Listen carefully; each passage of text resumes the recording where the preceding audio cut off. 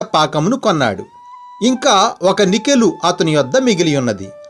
Leo theatre వద్ద 2 సినిమాలు చూచుటకు అది సరిపోతుంది. కొన్ని గంటలు పాశ్చాత్య సినిమాలను చూచిన తర్వాత పశ్చిమాన జీవించుటలో గంతులు వేసుకుంటూ జెఫర్సన్విల్ వెళ్ళాడు. బిల్లీ అక్కడ తన రక్త సంబంధమైన జిమ్ ఫూల్ ఇంటికి వెళ్ళాడు. అప్పుడు అతడు జిమ్మీ మరియు ఎర్నెస్ట్ ఫిషర్ నడుచుకుంటూ వారి డబ్బులు ఖర్చు పెట్టడానికి డౌన్ టౌన్ వెళ్ళారు. బిల్లీ నడుస్తూ ఉండగా తన పావలాను వ్రేళ్లతో తడుముకొనుచున్నాడు.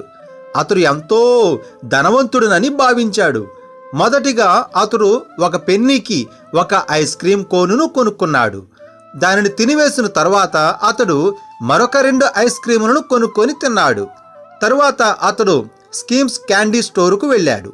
అక్కడ వరుస మీద వరుసగా గాజు మగ్గులలో కలకండ పాకము నిండి ఉండటను ప్రక్క చూపులతో చూశాడు. బిల్లీ ఇదివరకు ఇక్కడకు వచ్చి ఉన్నాడు. అందుచేత అతనికి ఏది బాగా ఇష్టమో తెలుసు.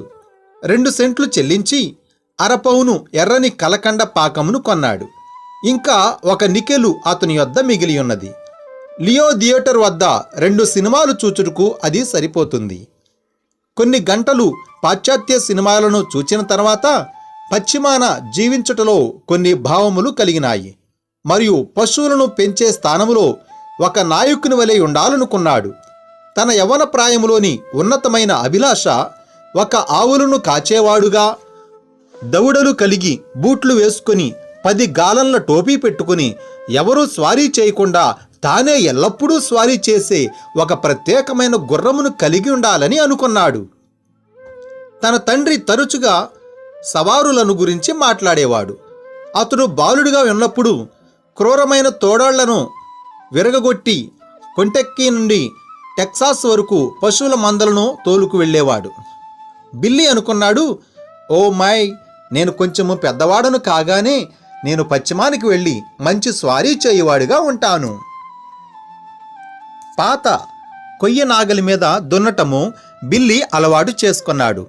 అతడు మరియు తన తండ్రి పొలములో పగలంతా గడిపిన తర్వాత పెందలకడ ఇంటికి వచ్చి కాల్చి బొగ్గులు తయారు చేసేవాడు. అతడు అలసిపోయిన తన చిన్న గుర్రమును ధాన్యపు కొట్టు వెనకయున్న ఒక మొద్దును తొలిచిన చెక్క తొట్టి యొద్దకు నీళ్లకు వదిలేవాడు. గుర్రము నీరు త్రాగుతూ ఉండే సమయంలో బిల్లీ దాని కాడిని విప్పదీసి ధాన్యపు కొట్టులోనికి మోసుకు వెళ్ళేవాడు. తేనెటీగలు నీటి తొట్టి మీద ఝూంకారము చేస్తుండేవి.